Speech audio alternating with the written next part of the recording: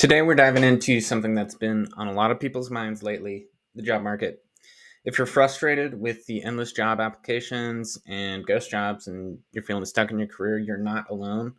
The truth is, America's job market is changing in ways we haven't really seen in a really long time or ever before.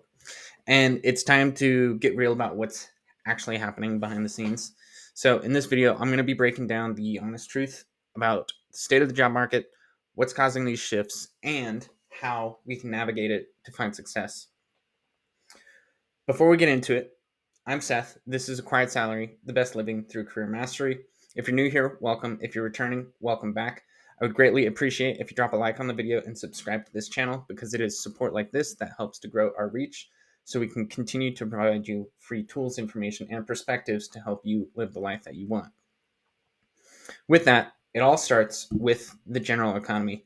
So we're going to go ahead and jump into some of the most recent government reports as it relates to the economy. Right here, we're going to start with the employment situation report. Currently, the federal government is reporting that unemployment has not increased. However, there is a little bit more nuance associated with this report, but as we can see here, total non-farm payroll employment increased by 254,000 jobs, and this was in September, and the unemployment rate pretty much was unchanged. This all sounds well and great. However, 245,000 jobs is not a lot, especially considering the average amount that we would see in prosperous economic times. It's very low, and almost every single report that has been released as of late has been revised downward. So this doesn't necessarily bode well, though it was a beat for expectations. But as we dive a little bit deeper, if we scroll down to table A8, we can see the numbers are a lot weaker than headline reporting. As we get in here, employed persons by class of worker in part-time status, if we look at government workers seasonally adjusted from August to September, apparently we've added something like 800,000 government jobs, which is not necessarily great, because for the most part, we've added a ton of government jobs, which does not necessarily bode well in terms of we're propping up the economy based on government jobs, not private industry jobs. And private industry is typically more innovative than the government. So in terms of long-term growth, it's not a great indicator for the long-term growth, as we're currently just expanding government spending, and that's going to be kind of a pseudo propping up of the economy, and it might not last forever. Further, as we go to table B3, we can see the average hourly earnings and weekly earnings for employees. It's only gone up slightly. So in July, it was 35.07, August 35.23, September 35.36. It's good that we're on an uptrend, and I think overall, compared to inflation, wages are outpacing inflation. However, this is an overgeneralization. As we get into some deeper numbers, things aren't as good as they look. I'll jump to the article here. So recent reporting, except for today's CPI report, came in a little bit higher than expected at 2.4% annualized. However, wages adjusted for inflation are falling for new hires, and it is technically a sign of a slowing job market. So overall, after adjusting for inflation, the average wages of new hires is falling 1.5% over the last 12 months ending in July.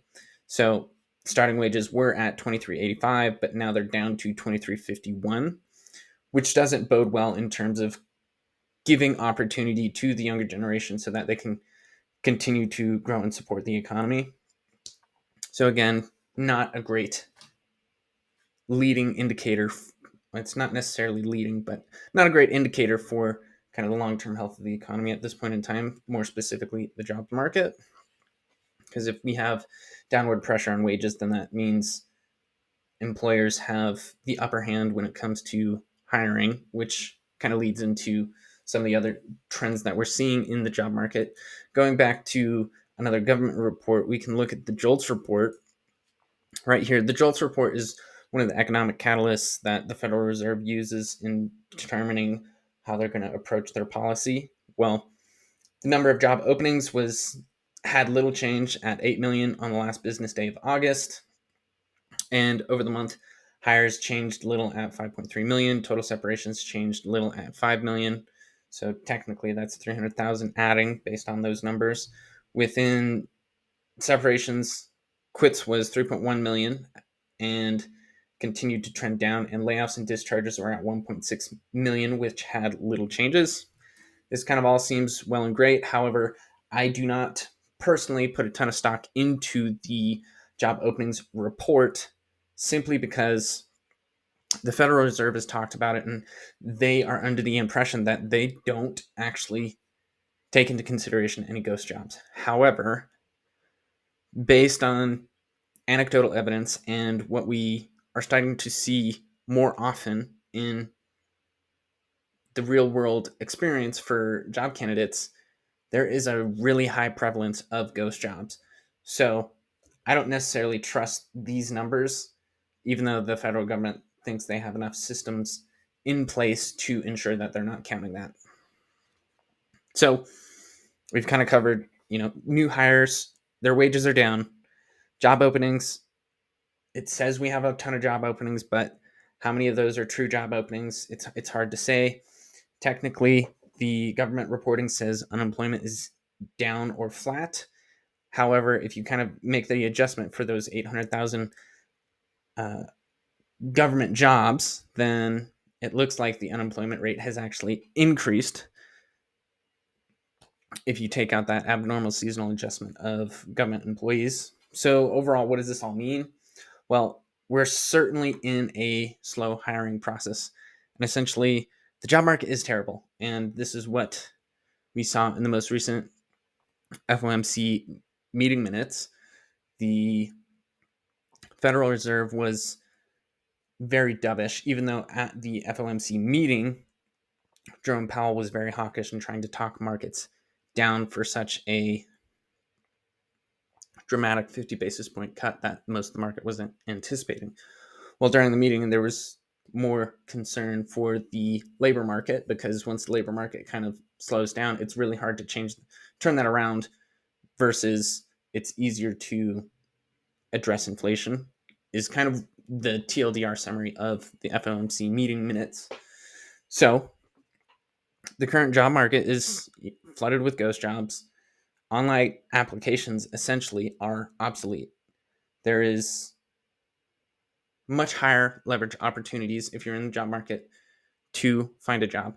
And so, what are those higher leverage opportunities? If you are looking for a new job, the best way to increase your likelihood of getting an interview and actually getting hired is to be one, contacted by a recruiter, or two, have a strong internal referral.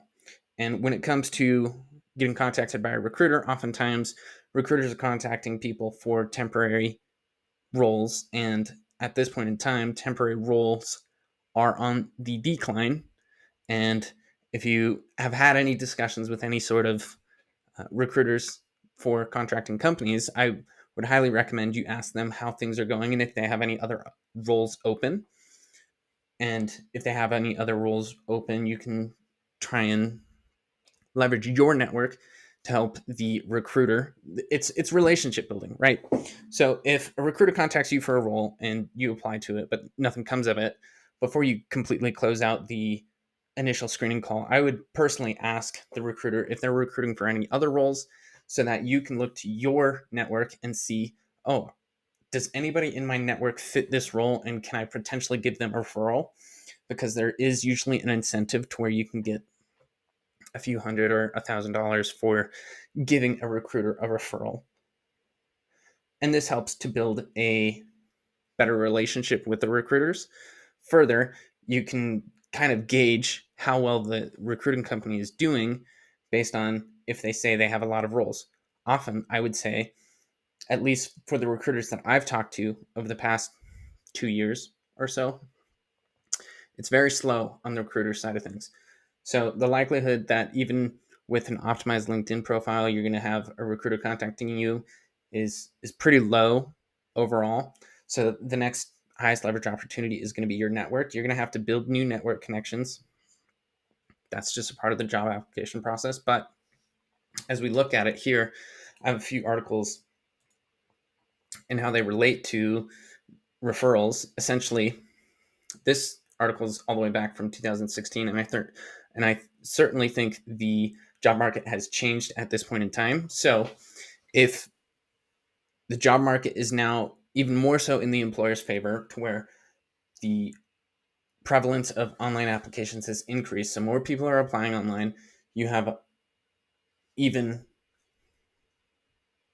more to gain from having an internal referral, because simply the volume of candidates on online applications is too high. Because back in 2016, Indeed was delivering 72% of interviews and 65% of external sources of hires in 2016. But overall, employee referrals continued to be the top source for hiring, delivering more than 30% of all hires overall in 2016 and 45% of internal hires. Well, at this point in time, I think those numbers are dramatically higher, simply because there's too much work for recruiters to actually find the best employee of all the actual applicants. And we can continue to look down the rabbit hole that is employee referrals. So, employee referrals decrease hiring times. I think, based on the current job market, hiring times have increased because there is so much optionality for employers. They are in no rush because they feel like there is potentially excess talent in the market. However, from that standpoint, employee referrals have a higher conversion rate. It was something like 7% of potential candidates, but referrals are the most beneficial for employers. The percentage of employee referrals are low. Their conversion rate rates rank at nearly 40%. Established employees can attract candidates who are a better fit for a job and the company's culture. These candidates are already pre-qualified before they even set foot in the door. So employee referrals have an advantage over other candidates from job boards and career sites. Additionally, there's the increased benefit to the employer, as the data shows referrals stay with the company longer and they simply cost less. And again, more stats here about employee referrals. Employees who get referred are 4 times more likely to get hired than those who don't. 82% of employers place referrals above others options for yielding a better return on investment. So essentially, if you get that internal referral, you are perceived as more valuable to the company, and so they're going to take you more seriously as a candidate than otherwise, which is not necessarily the purest form of meritocracy, but it's the job application process is all about demonstrating value to the employer. So the biggest thing is that at this point in time, you should really be focusing on, having an optimized LinkedIn profile and presence on the job board so recruiters can actively contact you. But in the meantime, as there is uncertainty on if we're going to have a soft landing or if we're going to be reigniting inflation, now might not be the best time to switch jobs. And then again, if you're unemployed and you need to get a new job, it's really the time to where if you get that new job, you need to show up and set a new standard for yourself and perhaps even for the role itself, because layoffs could potentially be right around the corner depending on how the economy performs. And oftentimes, the newest employees are the first to go. So they're the last in and the first out in economic difficulties for companies. But overall, that's kind of my opinion and perspective on the current job market. What do you think? Please share your thoughts and comments in the comment section below. And if you've made it this far into the video, you may as well like the episode and subscribe to the channel so you don't miss out on future videos to help you master your career. Until next time, thank you.